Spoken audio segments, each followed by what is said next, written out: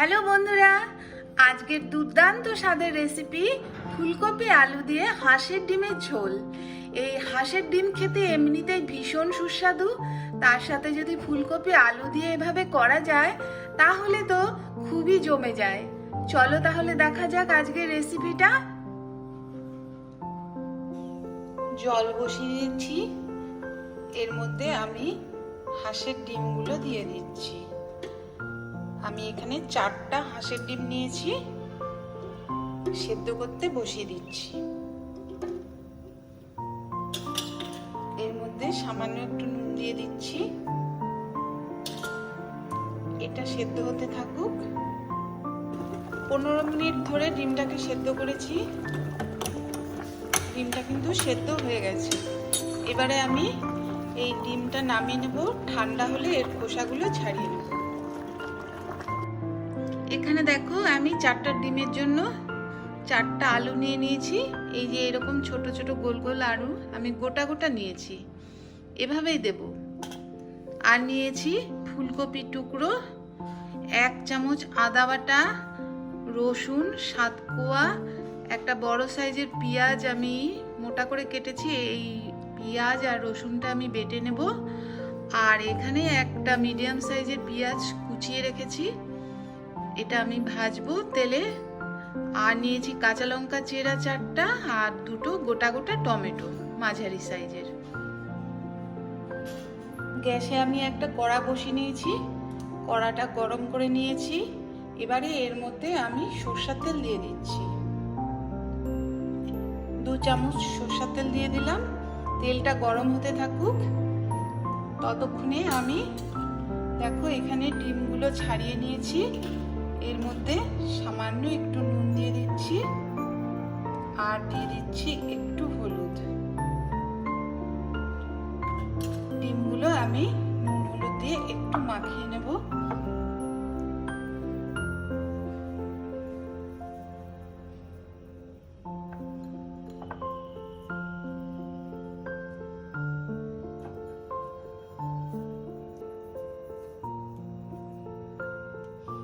হাঁসের ডিম খেতে এমনিতেই খুব টেস্ট হয়, আর এইভাবে ফুলকপি দিয়ে হাঁসের ডিম রান্না করলে কিন্তু দারুণ লাগে খেতে। মাখানো হয়ে গেছে, এই ডিমগুলো আমি তেলের মধ্যে ভেজে নেব। দেখো তেলটাও কিন্তু গরম হয়ে গেছে, আমি তেলের মধ্যে ডিমগুলো দিয়ে দিচ্ছি।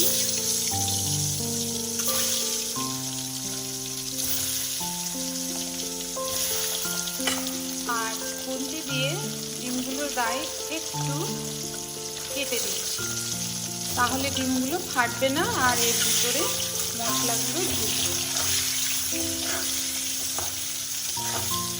একটু লাল লাল করে ভেজে নেব, খুব বেশি কড়া করে ভাজবো না।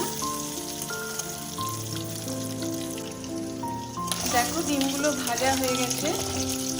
আর যারা নতুন তাদের জন্য বলছি, যারা নতুন রান্না শিখছো, ডিমগুলো ভাজার সময় কিন্তু গ্যাসটা একদমই বাড়াবে না, এটা মিডিয়াম টু লো আঁচে রেখে ভেজে নেবে।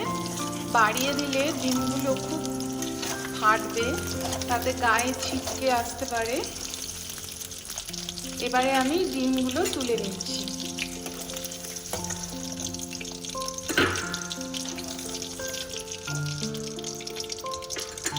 এই তেলের মধ্যেই আমি আলুগুলো ভেজে নেব।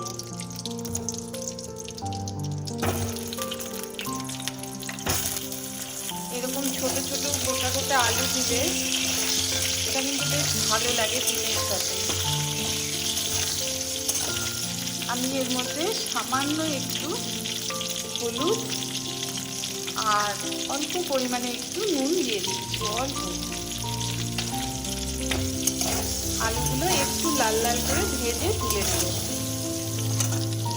এখানে ফুলকপিগুলো অল্প সামান্য একটু লবণ দিয়ে হালকা গরম জলে 2 মিনিটের মতন একটু সেদ্ধ করে নেব। তো এখানে জলটা ফুটে গেছে, যেই ফুটে যাবে আমি তখনই কিন্তু এটা নামিয়ে দিচ্ছি, আর ফুটাবো না। জাস্ট ফুলকপির ভিতরে পোকা থাকলে সেটা বেরিয়ে যাবে, সেই কারণে। এবার নামিয়ে নিচ্ছি। আলুগুলো ভাজা হয়ে গেছে, আমি এবারে আলুগুলোকে তুলে নিচ্ছি।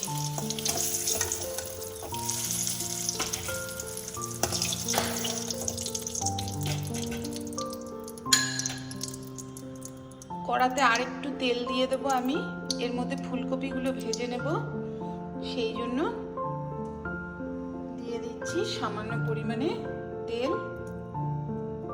বাস এইটুকুই দিলাম।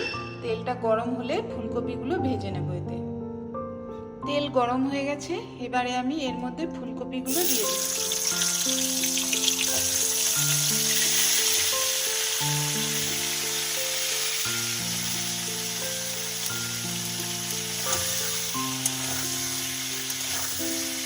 এইগুলো আমি হালকা লাল লাল করে ভেজে তুলে রেখে দেবো। এখন কিন্তু গ্যাসটা বাড়িয়ে দিয়েছি, বাড়িয়েই আমি ভাজবো। ফুলকপিগুলো ভাজা হয়ে গেছে, এবারে আমি ফুলকপিগুলো তুলে নিচ্ছি।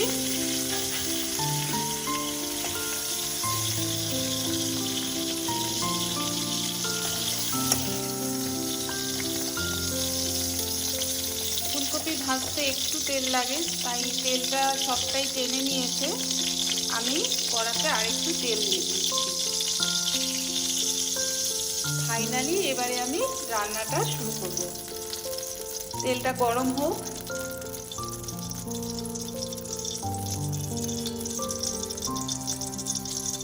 তেলটা গরম হয়ে গেছে, এবারে আমি এর মধ্যে হাফ চামচ গোটা জিরা দিয়ে দিলাম, আর দিয়ে দিচ্ছি দুটো তেজপাতা, তিনটে ছোট ছোট তিনটে তেজপাতা দিয়ে দিলাম।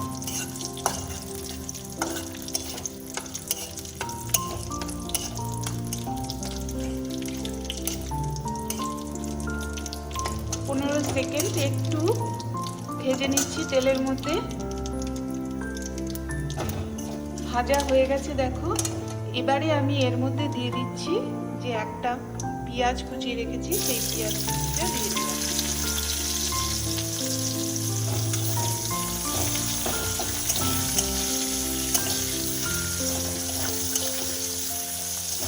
পেঁয়াজটা মিনিট দুয়েক আমি ভেজে নেব।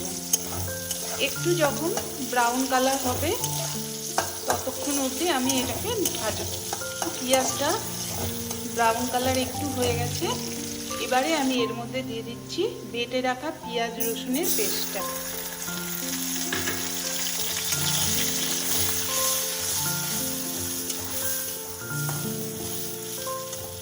এর মধ্যেই দিয়ে দিচ্ছি 1 চামচ আদা বাটা,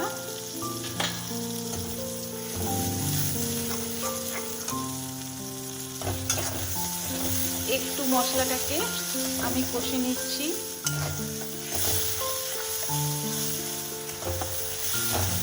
দেখো মশলাটা একটু কষে নিয়েছি 2 মিনিট। এবারে আমি এর মধ্যে দিয়ে দিচ্ছি 1 চামচ নুন, হলুদ দিয়ে দিচ্ছি 1/2 চামচ, আর দিয়ে দিচ্ছি এর মধ্যে জিরে গুঁড়ো 1/2 চামচ, লঙ্কার গুঁড়ো 1 চামচের অল্প কম, আর দিয়ে দিচ্ছি আমি 1/2 চামচ কাশ্মীরি লঙ্কার গুঁড়ো, এটা কালারের জন্য দিলাম। এবারে মশলাটা আমি ভালো করে কষে নিচ্ছি। দেখো মশলাটা কষানো হয়ে গেছে আমার। গ্যাসটা কিন্তু বাড়ানোই আছে।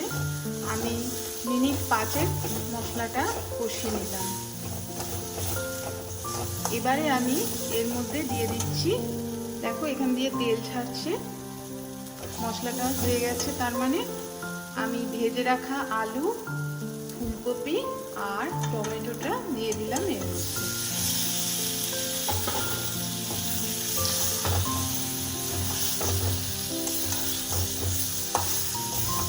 ভালো করে মিশিয়ে নিচ্ছি।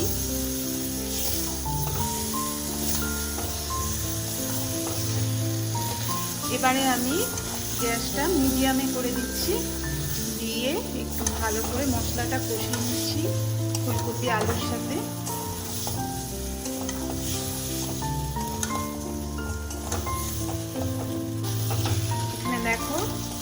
ফুলকপি আলুর সাথে মশলাটা ভালোভাবে মিশে গেছে। এবারে আমি এর মধ্যে দিয়ে দিচ্ছি ভেজে রাখা হাঁসের ডিমগুলো। এবারে আরও 2 মিনিট আমি কষিয়ে নিচ্ছি ডিমের সাথে।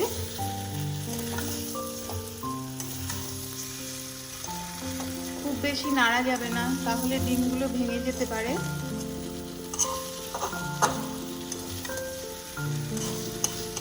হয়ে গেছে। এবারে আমি এর মধ্যে জলটা দিয়ে দেবো পরিমাণ মতো।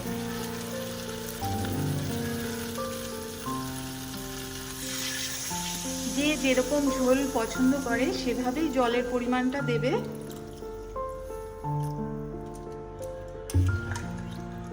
দেখো, আমি এই পরিমাণই জলটা দিলাম। এবারে এটাকে ঢেকে আমি রেখে দেবো কিছুক্ষণের জন্য। দেখো, এবারে গ্যাসটাকে বাড়িয়ে দিয়ে আমি এর মধ্যে চেরা কাঁচা লঙ্কা 4টা দিয়ে দিলাম। এবারে আমি ঢাকনা দিয়ে রেখে দিচ্ছি। এটা ফুটতে দেবো। আলুটা যতক্ষণ না সেদ্ধ হয় ততক্ষণ এটা ফুটবে।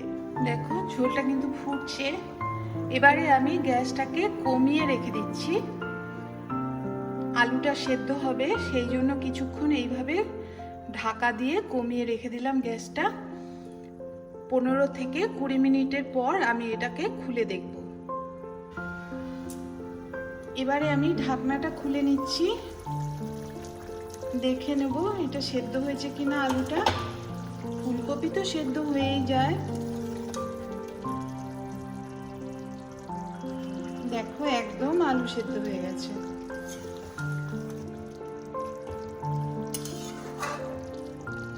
এবারে আমি গ্যাসটাকে বাড়িয়ে দিচ্ছি। 1 মিনিট একটু ফুটিয়েই নামিয়ে নেব। হয়ে গেছে। তার আগে দিয়ে দিচ্ছি 1/2 চামচ গরম মশলা।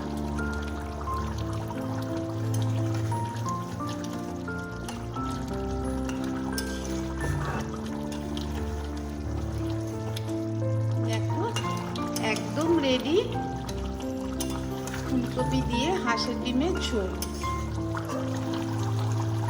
গ্যাস অফ করে দিচ্ছি। এবারে আমি একটা বাটিতে তুলে তোমাদেরকে দেখাচ্ছি।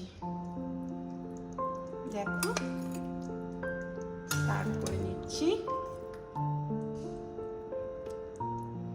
এটা খেতে কিন্তু দুর্দান্ত হয়।